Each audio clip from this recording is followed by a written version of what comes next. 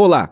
Aquele que luta com monstros deve acautelar-se para não tornar-se também um monstro. E se você olhar durante muito tempo para o abismo também olhará para dentro de você. O filme é introduzido por essa citação de Nietzsche. Tudo o que é novo e inexplicável torna-se um espelho da alma humana. O que você verá na escuridão, monstros assustadores ou mistérios inexplorados que contêm muito mais do que apenas morte e destruição? Um jovem, desiludido com a sociedade civilizada, viaja para uma ilha remota para viver como eremita. Mas, em vez de resolver seus problemas, ele só encontra mais perguntas e mistérios.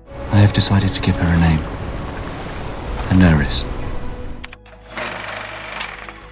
Setembro, 1914. Um jovem britânico está a bordo de um barco há 67 dias. O capitão o ajuda a acender um cigarro e o mostra através do binóculo a ilha, o tão esperado destino onde o rapaz passará o próximo ano. O capitão pergunta do que ele está fugindo, já que essa é a primeira pergunta que são feitas aos marinheiros quando partem para o mar, mas o britânico não responde. A tripulação desembarca na praia. Por alguma razão, não há pássaros por perto. Enquanto carregam as malas pelas rochas, o capitão se preocupa com o fato de um meteorologista anterior não ter vindo encontrá-los. Dentro de sua cabana, a situação também é de total desordem e abandono. O capitão começa a ficar preocupado, mas o rapaz não se importa, pois tudo está bem para ele.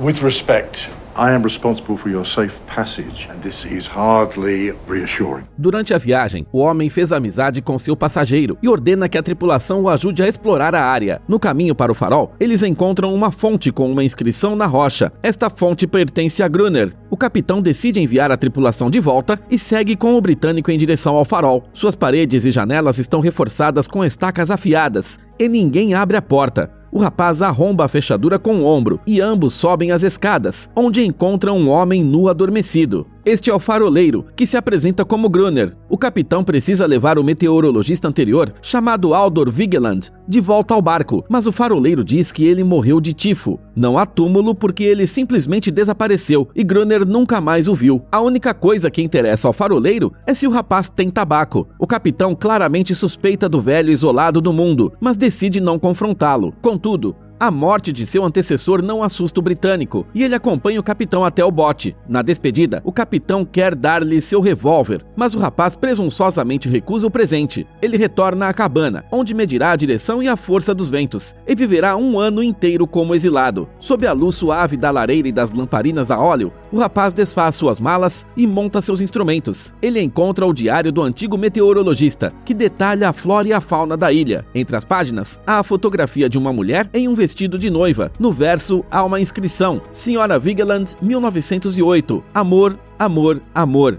O britânico continua folheando e descobre desenhos muito estranhos com a inscrição Darwin estava equivocado. Eles retratam répteis com braços e pernas humanos, devorando pessoas e se envolvendo intimamente com elas. A última página mostra um farol na escuridão total e figuras sombrias na costa abaixo dele. Na manhã seguinte, o meteorologista encontra na praia um círculo de pedras pretas, com conchas brancas dentro. Em seguida, ele faz seu trabalho, olhando para o oceano agitado e observando seu estranho vizinho no farol através do binóculo. Enquanto descansa à noite na cabana, o rapaz ouve alguém arranhando a entrada. Pensando que é Gruner, ele se aproxima, mas de repente, uma mão preta aparece por baixo da porta. O britânico pisa na mão várias vezes com sua bota, fazendo com que a criatura grite de dor e recue. Grunhidos e pisadas são ouvidos por todos os lados da cabana, e o rapaz pula rapidamente para o porão, levando uma faca com ele. Ele ouve os monstros arrombarem a porta e vagarem pelo cômodo. Por uma fresta nas tábuas, ele espera vê-los, mas os sons diminuem e ninguém aparece. De repente,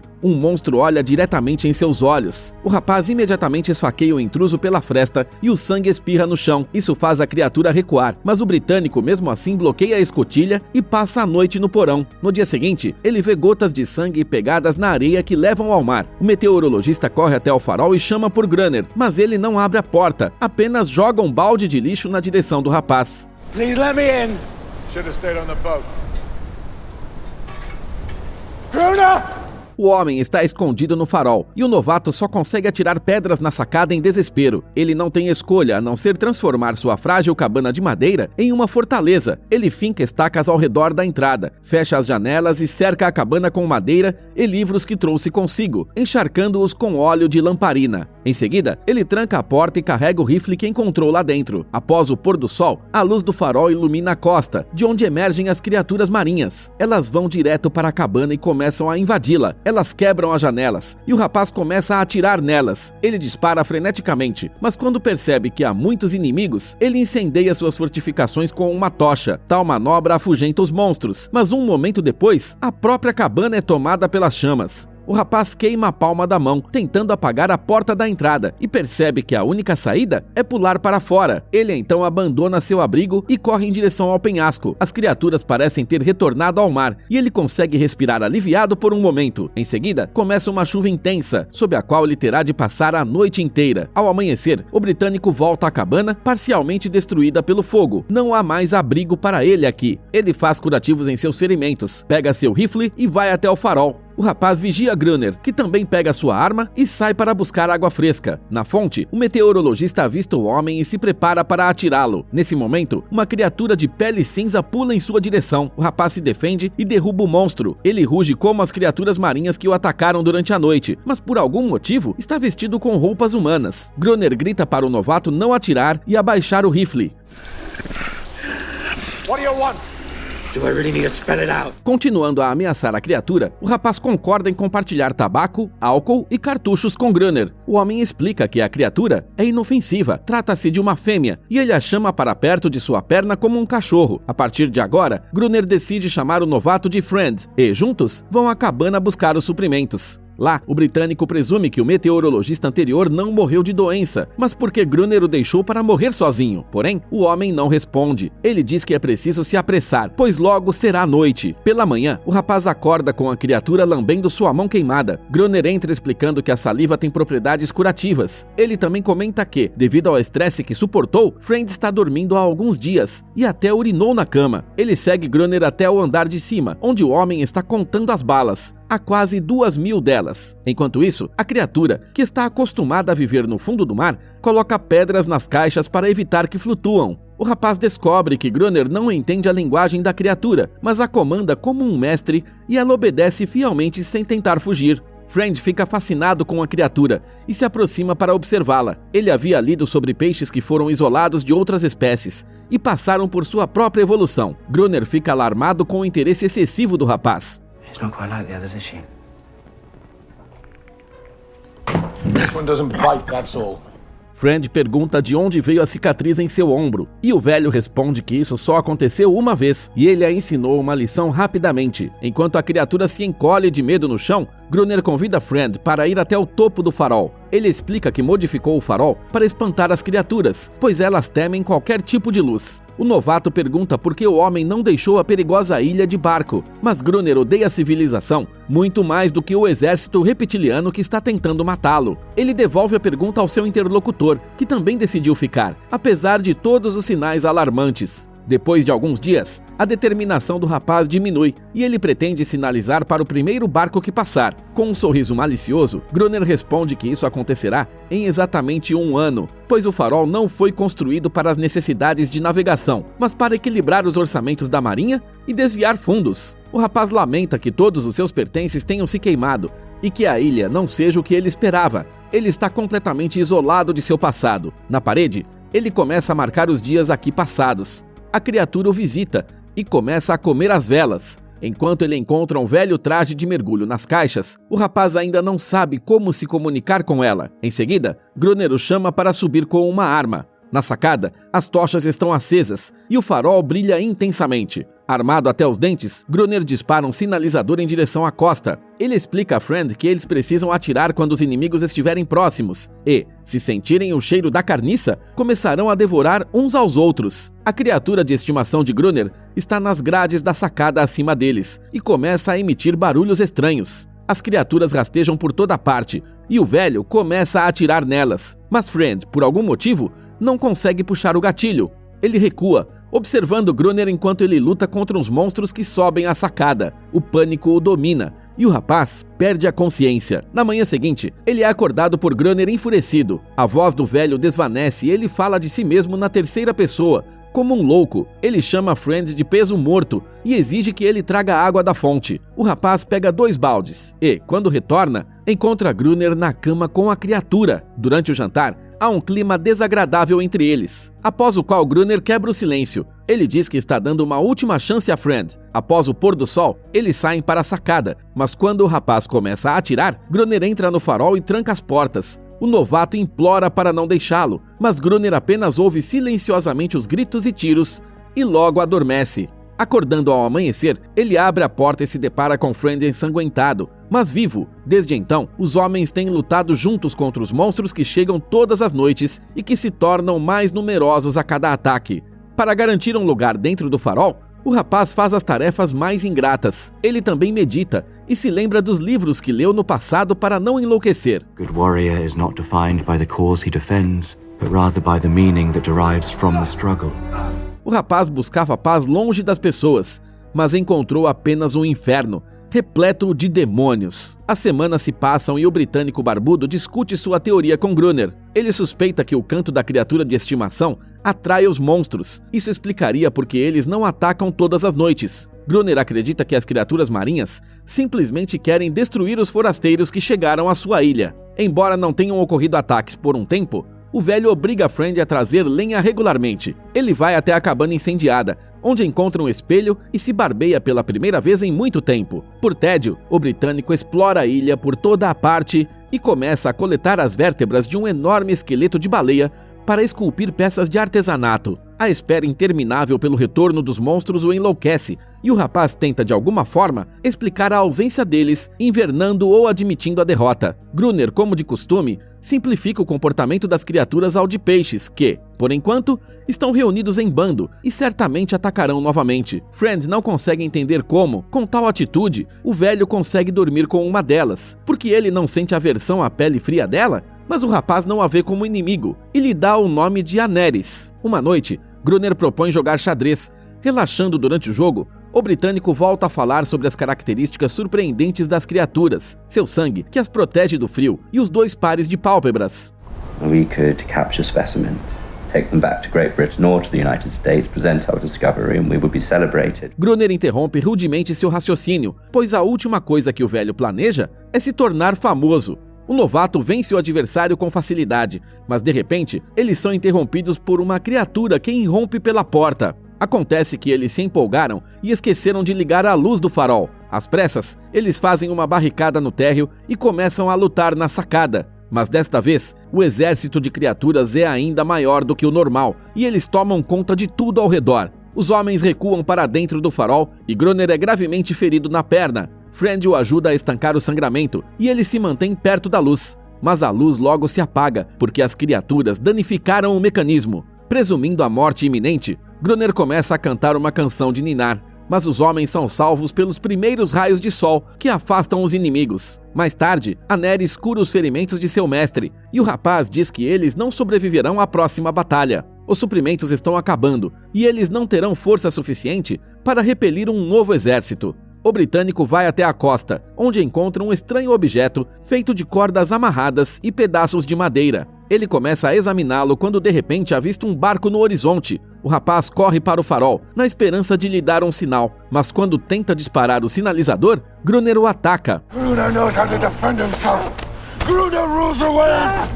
Gruner wants what he has and has only what he wants. Ele derruba o rapaz no chão, mas Aneris rosna para seu mestre, obrigando-o a soltar Friend. Gruner está prestes a bater nela com um cinto, mas o rapaz se interpõe entre eles. Em uma última tentativa, ele se joga no chão para pegar o sinalizador, mas o velho é mais rápido novamente. Ele se afasta e Friend o xinga, chamando-o de misantropo miserável, que só precisa dos outros para odiá-los. You're too afraid to let your friends leave! Too afraid to kill your enemies! Mais tarde, ele ouve Gruner gritando e batendo em Aneris por tê-lo desobedecido. De repente, ela sai correndo do farol e Friend a segue até a costa. Deixando seu rifle perto da rocha, ele se aproxima dela com cautela e mostra o barco que esculpiu em osso de baleia. O rapaz simpatiza com Aneris e ela o conduz até um bote encalhado na praia. Friend volta ao farol e relata o achado a Gruner, mas ele já sabia disso. O velho não acredita que o bote possa levá-los da ilha com vida, O frio, a tempestade e os ataques de criaturas marinhas não os dariam nenhuma chance. Questionado sobre a origem do bote, Gruner responde que um barco português naufragou durante uma tempestade perto da ilha e os sobreviventes navegaram nele. Enquanto se dirigiam ao farol, todos foram pegos pelos monstros. Eles eram contrabandistas que se desviaram intencionalmente das rotas comerciais. Havia dinamite no barco e várias caixas que acabaram na praia. Gruner diz que as caixas estavam inundadas, mas Friend pretende recuperá-las do fundo do mar e, em seguida, mostra o traje de mergulho que encontrou. Ele quer consertar o bote e nadar até o local do naufrágio. A dinamite ajudaria a explodir 1000 criaturas de uma vez, mas o velho se recusa terminantemente a entrar no mar. O rapaz começa a consertar o bote sozinho e, em um dos dias, ouve a Neris cantando enquanto se banha na fonte. Ele decide fazer uma pausa no trabalho e se juntar a ela. Nesse momento, eles são flagrados pelo ciumento Gruner. Mais tarde, ele decide concordar com a proposta de Friend, aparentemente esperando que ele não consiga mais sair do fundo do mar. Eles embarcam no bote e chegam ao naufrágio. O rapaz veste o traje de mergulho e submerge na água gelada. Ele caminha pelo fundo, enquanto Gruner o bombeia ar. Friend prende as caixas de dinamite em um gancho e seu parceiro as puxa para cima com um guincho. De repente, o mergulhador vê uma das pequenas criaturas bem à sua frente e, de susto, cai de costas em seu pesado traje. Gruner puxa outra caixa para cima e para de bombear ar. O rapaz puxa a mangueira pedindo ajuda, mas o homem não reage. Lentamente sufocando, Friend vê as criaturas semelhantes a crianças nadando ao seu redor, sem atacá-lo. Percebendo que não há escolha, ele sai do traje e emerge à superfície com suas últimas forças. Nesse momento, Gruner o ajuda a entrar no bote. Ao retornarem ao farol, eles abrem as caixas de dinamite. A primeira está completamente estragada. Gruner bate a tampa com raiva, mas as outras estão secas por dentro e os homens começam a enterrar explosivos ao redor do farol em 2 fileiras. Second line's too close to the lighthouse. At this distance, the toes will be packed in nice and tight. Friend está preocupado com o fato de a segunda fileira estar muito perto das paredes e, se explodir, poderá transformar o farol na Torre de Pisa. Nesse momento, a primeira neve começa a cair do céu. A semana seguinte passa sem ataques, mas a ansiedade não permite que os homens relaxem, e eles estão de plantão em seus postos todas as noites. Em uma manhã, Friend encontra Gruner congelado, que passou a noite inteira na sacada segurando o detonador. O rapaz o leva para dentro e desconecta os fios da caixa. Outras 3 semanas se passam sem que um tiro seja disparado. Quando a Neris traz estrelas do mar capturadas no mar, Gruner a repreende. You told your friends, huh? You warned them, didn't you? You little toad spot. Friend impede que ele bata em Neris, e o velho decide que eles precisam acabar com as criaturas o mais rápido possível. Ele quer emboscá-las, deixando a porta aberta e explodindo todos eles. Quando o faroleiro sai, o rapaz tranquiliza a intimidada Neris. Na mesma noite, Friend fica na entrada aberta, cercada por lamparinas, enquanto Gruner leva Neris para a sacada, forçando-a a cantar. Ela chora um pouco pela maneira como seu mestre a trata, mas logo seus irmãos emergem da água. Na escada, o vento apaga algumas lamparinas e o britânico guarda o rifle para reacendê-las. Nesse momento, uma grande criatura macho o ataca, do qual o rapaz consegue se defender com uma faca. Ele sobe as escadas, atirando nas criaturas, e grita para que Gruner ative os explosivos. Mas depois de pressionar a alavanca, nada acontece. Friend percebe que esqueceu de conectar os fios e corre escada acima para corrigir o erro. Gruner o protege e o rapaz consegue ativar a explosão na primeira fileira, matando a maioria das feras. Mas Gruner imediatamente agarra a segunda alavanca e explode a fileira mais próxima do farol. A onda de choque joga os dois contra a parede e os homens perdem a consciência. Pela manhã, Friend, ensanguentado, acorda primeiro e empurra Gruner, que também está vivo. Eles chegam à praia, onde Gruner mata os inimigos sobreviventes. O rapaz vê uma das criaturas feridas usando roupas e um pingente no pescoço, mas não consegue matá-la. Então, Gruner faz isso por ele. Friend retira o colar de osso e o mostra ao homem. Look at what we've done. Sem remorso, Gruner joga o pingente longe. Naquela noite, as criaturas não atacam, mas os homens ouvem da sacada o uivo triste que a Neris emite na costa. Gruner explica que foi assim que a encontrou ainda bebê, quando ela se enroscou em uma rede de pesca. O velho diz que elas podem até ser adoráveis enquanto ainda são pequenas, e que a Neris sempre rasteja de volta quando para de chorar.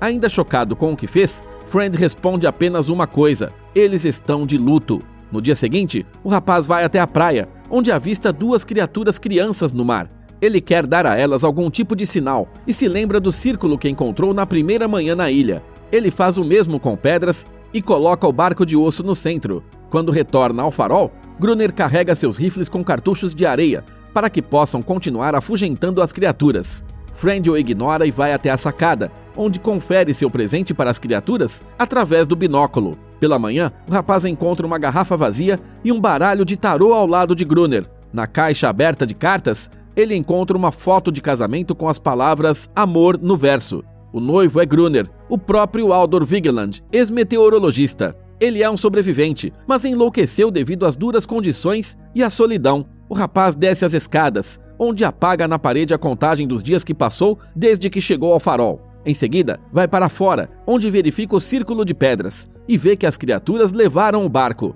Uma das crianças está por perto e Friend joga a tocha no chão para não assustá-la. A criança se aproxima do rapaz, seguida por Aneris e o resto das criaturas marinhas. Ele agora parece estar aliado às criaturas. A criança está prestes a devolver o barco de osso para Friend, mas é interrompida por Gruner. Ele começa a disparar seu rifle, mas Friend o detém. See you, King of the Toads? Don't harm them, Gruner.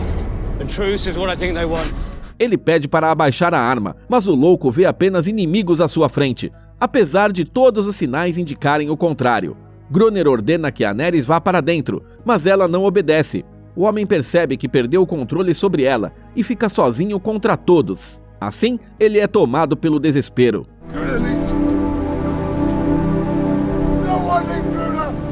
Ele chora e foge, perdendo o que resta de sua frágil mente. Friend se aproxima de Aneris, mas de repente um projétil do sinalizador atinge a criança bem no peito, matando-a. As criaturas recuam para a água, e com elas Aneris, que permanece na margem por mais um momento para se despedir de Friend. Enfurecido, o rapaz corre até o farol e ataca Gruner. Eles rolam a escada abaixo e o velho joga o britânico para longe dele. Ele pega um machado para matá-lo, mas Friend grita o nome verdadeiro do meteorologista, afirmando que Aldur Vigeland não é um assassino. Chocado com as palavras, Gruner responde: amor, amor, amor. Ele sai em direção à margem e olha para o céu estrelado, sobre o qual havia cantado a canção de ninar. Nesse momento, as criaturas o cercam e se vingam de todos os seus companheiros que ele enviou para o além. Aldur não resiste a elas. Friend ouve os gritos do homem sendo atacado e fecha a porta. Ele fica sozinho e não sabe quando o barco virá buscá-lo. Seus olhos se obscurecem e sua mão alcança o machado. Algum tempo depois, 3 homens sobem as escadas até o último andar do farol. Eles acordam um homem de cabelos compridos, que transformou o lugar em um verdadeiro chiqueiro. O capitão aponta para seu companheiro, o novo meteorologista, e pergunta a Gruner onde encontrar seu antecessor. Do homem silencioso, eles ouvem apenas uma palavra: tifo. You're in no fit state to hold the position of signal technician. We're at war, man. Get back here. Enquanto o capitão manda vasculhar a ilha, o homem vai até a sacada, onde avista vários navios de guerra ao largo da costa. Longe do farol, Aneris se esconde entre as rochas e depois corre em direção ao penhasco. Ela mergulha na água e nada até seus parentes. O filme é baseado no romance homônimo do autor catalão Albert Pinyol. No livro, o protagonista também não tem um nome, mas tem uma história prévia que não está presente no filme. Ele era um lutador pela independência da Irlanda, que se decepcionou com o sucesso de sua causa e decidiu se tornar um eremita, aceitando um emprego na ilha. A própria ilha está localizada em algum lugar no sul do Oceano Atlântico, perto da Antártica. Além disso, algo fará mais sentido se tiver em mente que o nome Aneris invertido significa sirene, em catalão, e a pobre atriz que a interpretou teve de se maquiar de 3 a 8 horas por dia. O título do filme, como sempre, está na descrição do vídeo. Enquanto isso, responda nos comentários: você aceitaria viver sozinho por um ano, longe da civilização? E não se esqueça de se inscrever no canal e curtir para que enredos legais saiam sempre que possível.